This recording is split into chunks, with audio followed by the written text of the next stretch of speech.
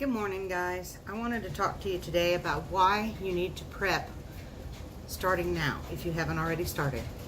And see, the thing with Mexico is 5% tariff going up 5% each month until it reaches 25%, and it'll stay there until Mexico decides to stop people from crossing through Mexico to get to the United States, or significantly reduce it, I guess is the wording. What, cat? All right. Anyway, that's going to cause some tensions with Mexico. Big tensions. Okay. Then we've got Russia down in Venezuela. Okay. We've got China building icebreakers for the North Pole, the North Polar Cap, to go up through there. That means Russia to the south, China to the north. Okay. And an upset Mexico. Okay, then you've got North Korea, okay, with Kim Jong, Un, whatever his name is. They're testing their nuclear weapons. You've got Iran. I mean, it's a hotbed right now. Most of the world. There's either tensions or there is actual conflict.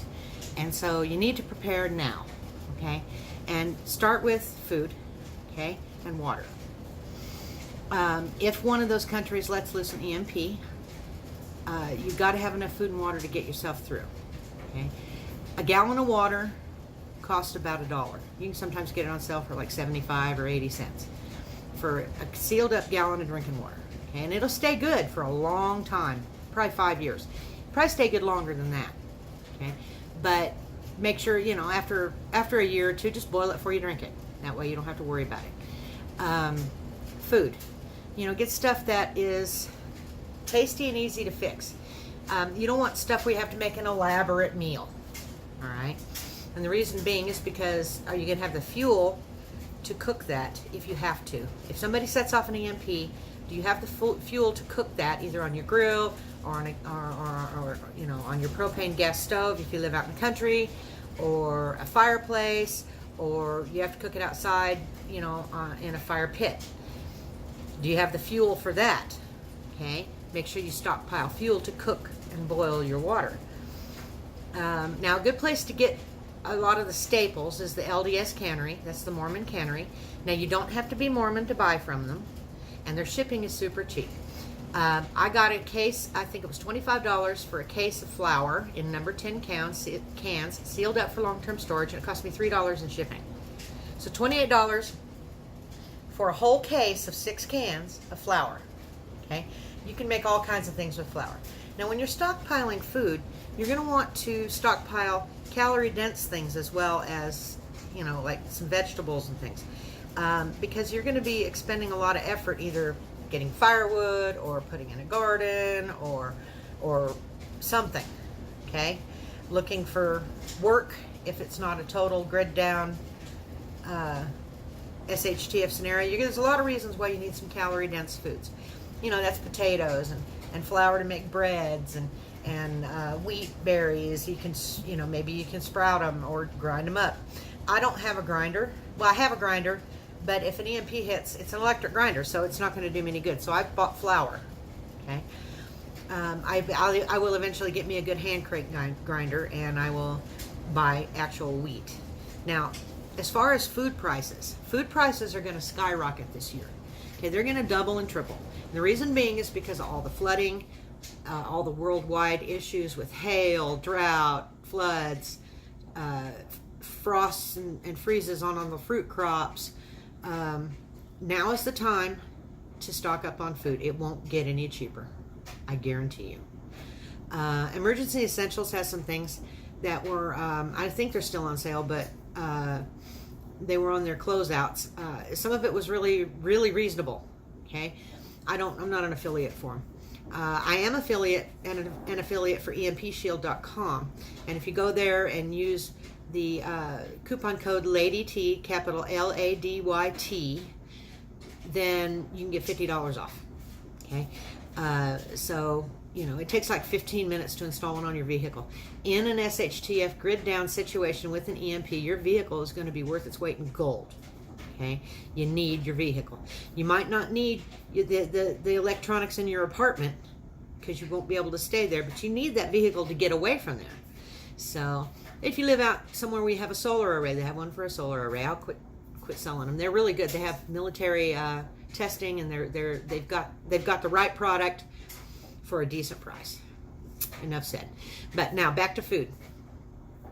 You're going to want to get heirloom seeds, and you're going to want to plant calorie-dense things, high carbohydrates, because you're going to burn a lot of carbohydrates if you're gardening. You don't want to plant just peas and green beans, right? Those are not going to give you enough calories to sustain you. Potatoes is great. To be honest with you, I don't even know if it's really feasible to raise potatoes from seed, but I've got some potatoes growing in a 5-gallon bucket on my porch right now. All right, I bought them from the store. They sprouted really big, and I said, So I stuck 5 of them down in the bottom of a 5-gallon bucket. Now, I've seen other people say only use 2 or 3. Well, I had 5 sprouted, so I threw all 5 down there. I just have to make sure I water the crap out of it so that they don't, run out of water. And we'll know later on how many actual potatoes I get out of it. I'm not going to dig down and see if there's anything yet. Tomatoes are good. You can dry them, dry slices of tomatoes, and use those for all sorts of things. Squash, you can dehydrate a lot of this stuff. Now you can make a dehydrator out of some window screens and some shelves. Okay, you just have to keep the bugs off of it. That's all. And if you live in where you have like someplace you can roll a rack in and out, you can make like a rolling rack with dehydrator screens. Roll it out in the daytime when it's sunny, and bring it in at night so dew doesn't get on it. You just got to keep the bugs off of it, and then store it where pests can't get to it. But you need to prep food.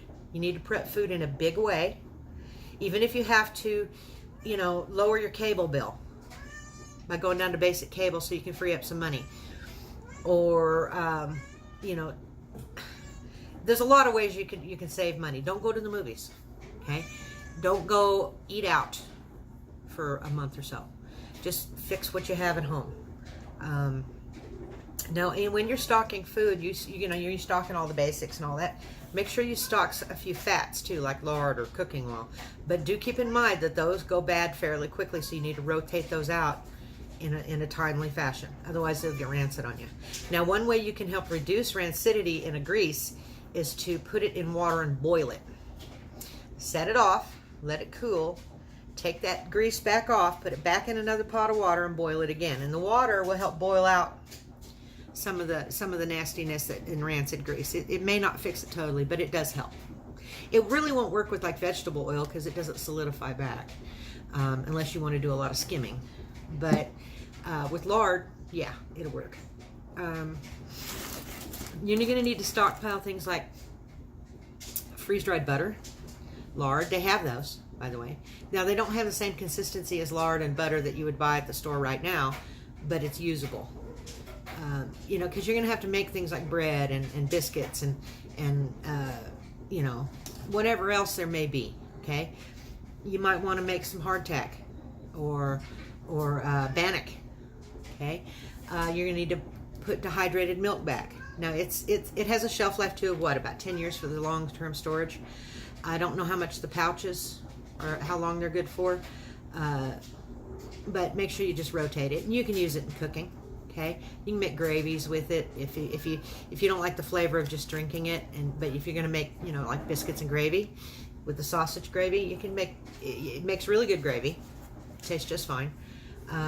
You're going to want to stockpile goodies too, things you like to eat, sweet things like sugar and brown sugar and stuff, so you can make something that's more tasty, because food fatigue is a big issue.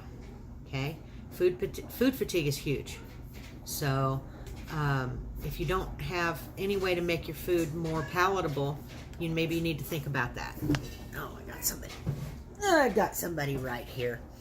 She decided she wanted to come see me. Yeah, I know. I picked you up, huh? Look, she grabs my arm. If I try to lift away, watch.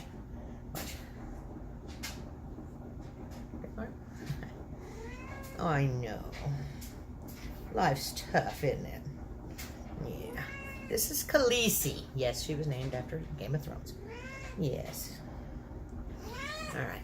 The other one's Arya. I didn't name them. Just so you know, I didn't name them, even though I do like Game of Thrones. And the ending was awesome. Anyway, if you haven't seen it, I won't spoil it. But you need to start prepping, and you need to start prepping now, and you need to do it in a hurry. Okay? I would not go into debt to do this because, you know, unless it ends up being an asteroid hits the Earth, or, you know, Yellowstone goes off, or a worldwide nuclear war or something, you're going to have to pay those bills. So, you know, don't max out your credit cards to do this, but take your money that you have extra and make yourself some extra money, you know, by cutting down on things that you don't need. Like, do you really need 2 new pair of shoes this month? No. You might, but if you don't, then don't get them. Buy some food for that, with that. And, you know, and then there's other things you can stockpile too and get ready with. You know, there's lots of videos. There's even on my channel, there's a lot of videos on things that you can put together to make your own kit. But anyway, I'm going to get off here. I've rambled on way too long. I just wanted to make a point about all of the problems going on in the world right now, and all of the agricultural problems going on in the world right now, because food will skyrocket this year. Expect it. And if you don't get it now, it's going to cost you twice as much later. Okay? So save yourself some money by getting it now, even if you have to squeeze for a month or so. But you know, the futures on wheat just jumped like, I don't know how much, like 100%. I don't know. Anyway, I'll talk to you guys later. Hit the thumbs up, like, comment, subscribe, share it with your friends. Consider supporting the channel if you wish. And y'all come back and see me.